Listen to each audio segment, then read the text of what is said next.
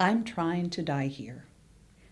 In any stressful field, gallows humor, grim and ironic in the face of challenging circumstances, is a way of coping. I was horrified when I first learned of it.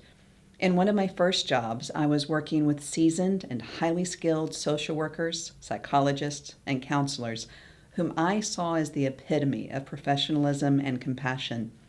And then I attended my first staffing meeting. Every other week, we met to discuss challenging cases, go over treatment plans with our supervisors, and seek support from our colleagues. I was absolutely horrified by some of the jokes they cracked during this meeting, and in my immature self-righteousness, I became quite indignant. A woman I greatly respected pulled me aside and said, "Look, kid, if you want to make it in this field, hearing and seeing some of the worst challenges that kids should never have to face, you've got to find some way to offload the horror or it will eat you alive. We have the utmost respect for the patients, but if you can't laugh at circumstances from time to time, you'll burn out within a year." She was right. I learned there is a difference between respecting the pain and process of patients, who are real people, and laughing behind closed doors in the face of trauma. There's a tenuous balance between being human and being professional. Both are allowed and both must be curtailed to some degree. In that middle ground, we find the place where we can survive tough times without becoming hardened, bitter, and uncaring. I even came across an article in a nursing journal in the early 1990s that researched the nurses who found ways to use humor to cope versus those who did not. Burnout rates and depression were much higher for those who could not make room in their professional demeanors to find space to laugh. I'm still learning the balance of irreverence and honor 20 years later. Most people expect explanations, reassurances of God's will, and the like when the chaplain arrives. Therefore, they are often taken aback when, instead of platitudes, I walk in and say, "Wow, this sucks." Thankfully, it comes out as compassionate rather than flippant because I think they can truly hear the care and regret in my voice. After a confused double take at my name badge, "Yep, it says Reverend Doctor," they laugh and confess, "Well, yeah, it does." And then they relax and drop the Sunday school language and tell me what's really going on in their hearts and minds. From that genuine place, we can talk about their fears, their worries, and do a crash course in Hospice 101. I help them understand what to expect from hospice and the disease process in the weeks and months ahead. They ask questions again and again, and we patiently answer them over and over because we know that when persons are under extreme stress, the brain can only absorb so much information at once, and it often takes hearing things a dozen times for the concepts to sink in for the entire family. As we pull the fear gremlins out from under the table where they're gnawing on our ankles and lay them out in the open to talk about them, it's amazing how much smaller they seem. Besides, we can do something with the gremlins we can see.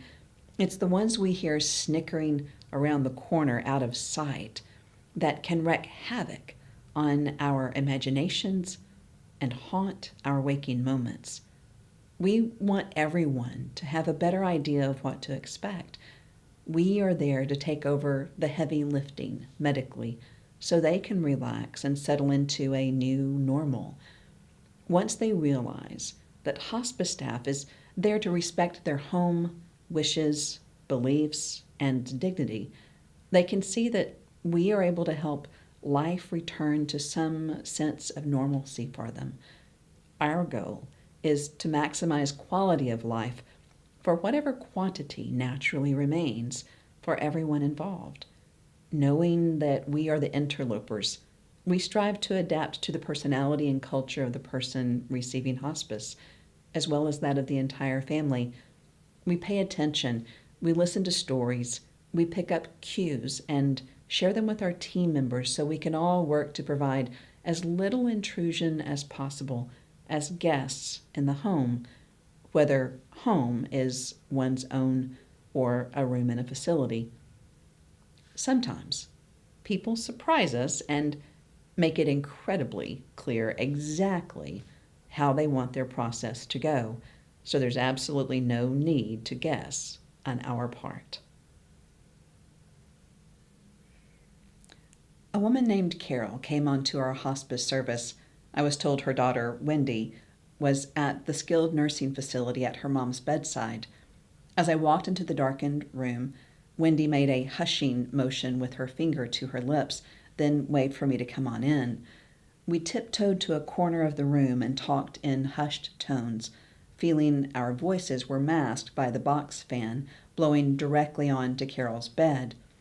I could see her slight but tall frame under the covers, the lavender flowers on her white cotton nightgown, and the rapid rise and fall of the short and shallow breaths, indicating she was perhaps within hours to days of death. Every person's body and illness are unique, so there is no crystal ball to determine exactly when it will happen. Families often want to know, which is understandable. I tell them that our nurses will update them as they see changes in their loved one, but that we hesitate to give specific time frames. I assure them, if we tell you it will be 2 minutes and it winds up being 2 years, you'll be upset with us for leaving you waiting for so long. If we say 2 years and death comes in 2 minutes, you'll be upset with us because you weren't prepared. But there are fairly typical stages that can be seen over the course of months, weeks, days, hours, and minutes. Many resources are available online and in print that are incredibly helpful in preparing persons for what to expect. Barbara Carnes has written one booklet that is particularly helpful called Gone from My Sight, The Dying Experience. Some people know it as the Blue Hospice book because it is such an industry standard. To date, it is one of the clearest and best resources I know of to help persons understand what to expect during the dying process in clear and gentle terms. According to the nurse case manager overseeing our hospice team for Carol's case, she was showing signs of being actively dying, which indicates death may occur within a few hours to 2 or 3 days. As we stood huddled quietly in the corner, Wendy told me of her mother's very rapid disease progression after the time of diagnosis. She said her mother was always a very practical, cut and dried kind of woman. She was a real character to hear her daughter tell it, and had declared after leaving the doctor's office the last time that she had decided to, quote, get this whole thing over with.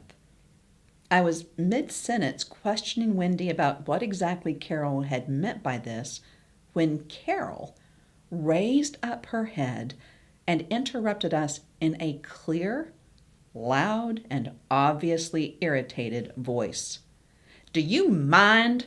I'm trying to die here. If I had been mid-drink, the liquid would have immediately found its way out of my nose and halfway across the room. Carol answered the question I hadn't finished getting out of my mouth. She had decided to get this whole thing over with and make fast work of dying. Sorry, Mother, the daughter squeaked out, while we held our breath like two scolded kids. We barely made it out to the hall and closed the heavy wooden door before we both lost it, howling in laughter. We wound up on the hall floor, leaning against the wall, wiping tears from our eyes. When our giggles finally subsided, the daughter heaved that final sigh that comes after a long release of laughter, turned to me, straightened up in a cordial manner, and said, Yes, Chaplain, you were asking. Fresh peals of laughter rang off the walls. The daughter's tears slowly came to be released as soft sobs. She leaned her head on my shoulder as I put my arm around her, and we just sat there as she released even more emotion. Carol was ready to be done. Wendy wasn't quite there yet, but wanted to honor her mom's wishes. Patients live with illness 24/7 with no escape, so often they are ready to die far before the rest of us are ready to let go. Finally, when it seemed as if she had found a resting place, I said, "So around this time, I'm usually asking folks to tell me about their mother, but I think that was just answered quite nicely." We giggled again. "So tell me about you," I continued. "How are you?" She sat up, finding a spare corner on her crumpled tissue to wipe her nose, and started telling me stories. We laughed some more. She cried some more. She shared her feelings and beliefs and fears and struggles. As Wendy talked, she came to terms more and more with what had happened so quickly that her emotions had not yet had time to catch up. Carol had her process. Wendy needed to have hers. In the face of the gallows, life was still happening. Her mother was exactly as she always had been, for better or worse. Carol was no saint, as none of us are. She was beautifully imperfect, impetuous and petulant, feisty and funny, witty and impatient, determined and tenacious. Wendy was able to share all of it in a way that worked for her, and we made sure to do so without interrupting her mother's determined work to get this whole thing over with. The saintly, somber, prescribed process that many believe death should look like wouldn't have worked for Carol. After decades with her mother's personality, anything different might have been too much for Wendy to handle. I don't know. But what I do know is that Carol was getting to die on her own terms, in her own way. Thankfully, we could all let it be the process she needed and find humor in it all, as well as space for grief for Wendy in the midst of the whole messy, imperfect, all too real experience, which is exactly as it should be.